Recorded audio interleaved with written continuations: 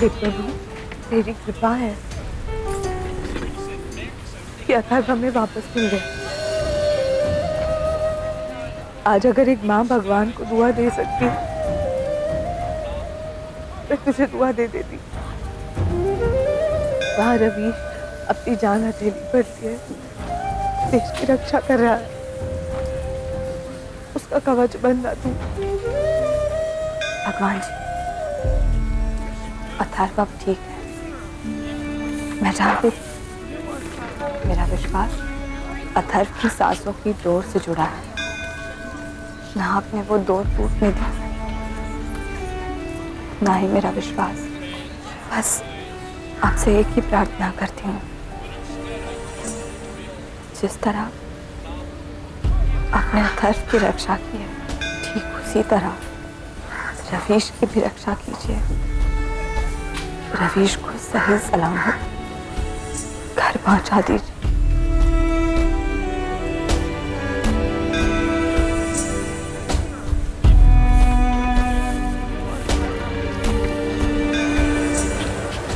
आप माँ को लेकर परेशान है ना चाचा?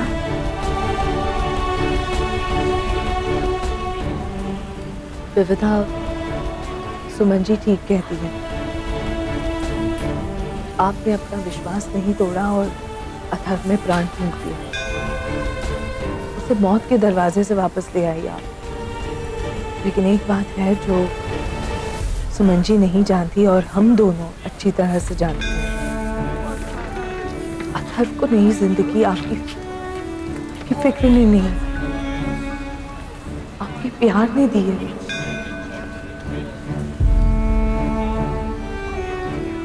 उन्हें अथर्व और आपके रिश्ते के बारे में कोई अंदाजा नहीं है। वो नहीं जानती कि आप अथर्व से कितना प्यार करते हैं। कब तक विविधा, कब तक आप चुप रहेंगी? कब तक उन्हें धोखा देंगी? कब तक अथर्व के लिए फिक्र का नाटक करेंगी आप? बताइए, आप कब तक अपना प्यार छुपाएंगी? चाची, मैं माँ को सब कुछ सच बताना चाहती हूँ, लेकिन मैं अब नहीं बता सकती। रवीश ने मुझसे वादा लिया है कि ये राज को और कुछ दिन बस राज ही रहने दो। जब तक वो नहीं आ जाते तब तक मैं माँ को कुछ नहीं बता सकती। विविधा, आप और रवीश उसके घर में आग से खेल रहे हैं। कब तक आप इस बारे में सुमन जी को अंधेरे में रखेंगे? उन्हें लगता है कि उनकी बहू उनके बेटे से बहुत प्यार करती है, उसके लिए कुछ भी कर सकती है। विविधा, सुमन जी को उनके पति से कभी प्यार नहीं मिला, इसलिए वो इस प्यार को अपने बेटे और अपनी बहू के रिश्ते में ढूंढती है। हम उन्हें इस तरह धोखा नहीं दे सकते। जब उन्हें पता लगेगा तो न जाने क्या होगा। सुमन जी और उनके घर के लोग बहुत अच्छे हैं। क्या कुछ नहीं किया उन्होंने मेरे लिए, अथर्व के लिए, आपके लिए। आज तो अपनी जान खतरे में डालकर अथर्व की जान बचाई है उन्होंने। क्या होगा जब उन्हें पता लगेगा कि रवीश को प्यार ना मिलने की वजह अथर्व है? चाची, आई एम रियली सॉरी, पर मैं आप कुछ नहीं बोल सकती। और एक बात आपको बताऊं, जब भी मैं उनसे झूठ बोलती हूँ ना, तो अंदर ही अंदर मेरा मन मुझे मार देता है। रवीश के आने तक मैं कुछ नहीं कर सकती। मुझे तो बस उस दिन का डर है जब सुमन जी को सब कुछ पता लग जाएगा। पता नहीं क्या होगा। इस बात की वजह से मैं जितना बेबस महसूस कर रही हूँ ना चाची, उतना बेबस महसूस मैंने जिंदगी में कभी नहीं किया। मैं बस यही प्रार्थना करती हूँ कि जब वो दिन आए तब माँ अपने दिल में एक कोना माफी का जरूर रखे। अरे अच्छा हुआ आप लोग आ गए। अब जल्दी से तैयारी कर लीजिए सब। पंडित जी, इस बात की तैयारी हो रही है। आप लोग को पता नहीं कल क्या है? नहीं, क्या है कल? कल माघ सावित्री व्रत की पूजा है। वर्षों पहले एक स्त्री का पति बहुत बीमार हो गया था। तब उस स्त्री ने यहाँ रात भर जागरण करके महामृत्युंजय मंत्र का जाप किया। उसके बाद अगले दिन सुबह आकर के इस वृक्ष की परिक्रमा करने के पश्चात एक धागा लेकर 7 बार लपेट दिया। तब से यहाँ की स्त्रियां इस व्रत को इसी दिन करती हैं और कल इसी व्रत का दिन है। ज्यादातर स्त्रियां रात भर जाकर मंत्र का जाप तो नहीं कर सकती हैं, लेकिन सुबह में आकर के इस वृक्ष की परिक्रमा करने के पश्चात धागा अवश्य बांधती हैं।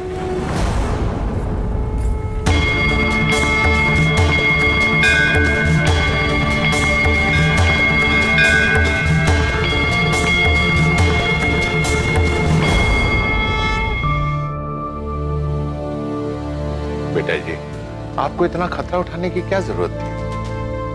आप किसी को आवाज दे देती, वो आपकी मदद कर देता। दादी जी, टाइम ही कहाँ था। मुझे तो इस बात की टेंशन हो रही थी कि अगर वो रैक अथर्व पर गिर जाता तो पता नहीं क्या होता। बेटा जी, भगवान का लाख लाख शुक्र है कि वो लो इंटेंसिटी का ब्लास्ट था, इसलिए उतना नुकसान हुआ नहीं जितना हो सकता था। पता नहीं कब ये पागलपन खत्म होगा। डैडी जी, रवीश से कोई बात हुई आपकी? कुछ पता चला कहाँ है? हाँ बेटा जी, मैंने उसके यूनिट में फोन किया था और उसके सीनियर से भी बात करने की कोशिश की थी, लेकिन उनका सारा कम्युनिकेशन ऑपरेशनल रीजन की वजह से ब्लॉक है।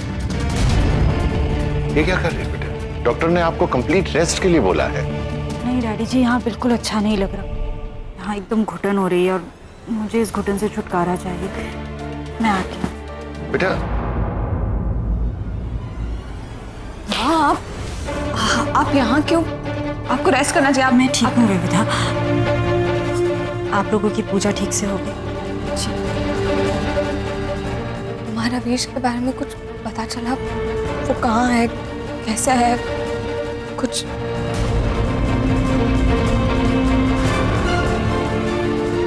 अभी तक तो नहीं, पर तुम चिंता मत करो विविधा।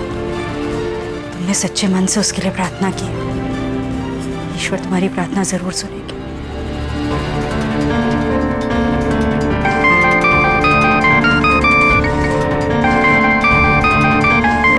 माँ, मैं रवीश को फोन ट्राई करती हूँ।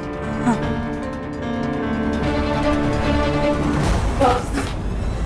कैसी तबीयत है अथर्व की? देखिए मैडम, अथर्वा जी की हालत पहले से ज्यादा खराब है।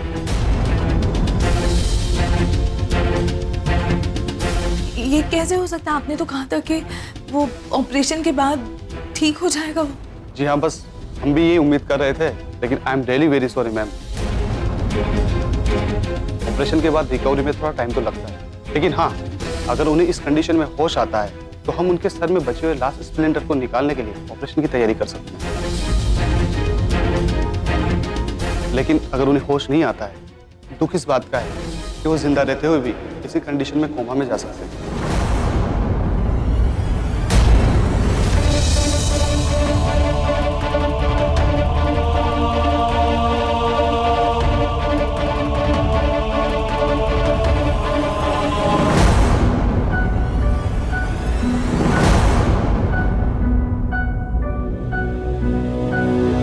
कर्नल साहब ने क्या कहा बेटा जी?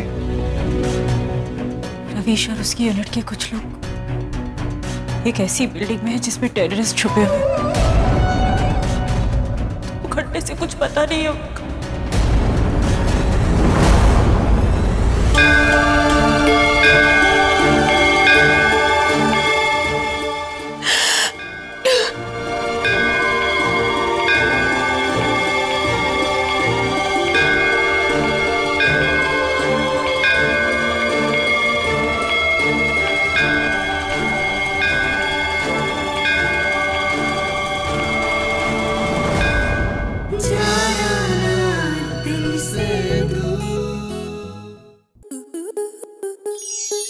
स्टार प्लस के ऐसे ही और बेहतरीन लम्हे देखने के लिए सब्सक्राइब करें हमारे YouTube चैनल को।